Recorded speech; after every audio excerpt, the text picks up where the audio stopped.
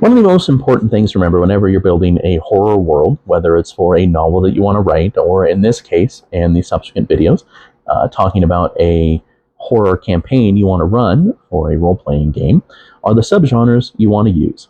Now, specifically, this video and the subsequent ones are going to be dealing with the Waning Princes, which are a homebrew group of dark fae that I use. They're autumn-themed, they're very nightmarish and terrible. And the first subgenre there I want to talk about is folk horror. Now, horror is really effective because the villains that are commonly used in it are just everyday people. So it's really easy to relate to them. They're the blacksmith, the serving wench, the innkeep, farmers, rebellious youths that don't want to conform to society quite yet. They're people. Now, they may be part of a dark cult. They're probably invested with horrible powers and practice black magic.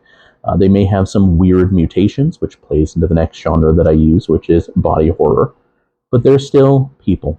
They have motivations that your players or readers can easily understand.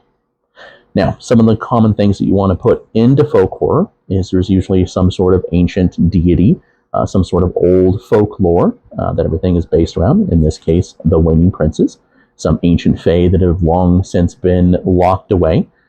There's secret rituals that are going on, and part of those rituals are usually blood sacrifices and the like. So that might be a farmer that is murdering people to sow blood into the crops so they can grow faster. It may be a innkeep that is keeping clutches of dire flies, a horrible monster we're going to be talking about shortly, to harvest their strange blood honey because the drinks are addictive and popular.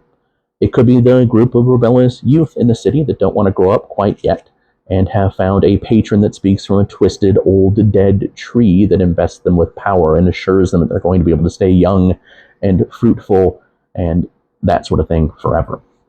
Now, often you're also going to be breaking social taboos, the villains are anyway, which can be a bit difficult in Dungeons & Dragons because we all know how players are. They like to break taboos in and of themselves. But they're usually also clashing directly with any sort of clergy in the area. They want to tear those gods down and bring their dark, true gods back to the world, in this case, fae. Now, if you want to do some research into that yourself, you can always go out and watch fantastic stuff like The Ritual. Witchfinder General is also a really, really good one. Pretty much any Hammer horror movies from the 60s and 70s are really going to touch on this in a lot of respects. I hope that is useful, and have a wonderful day.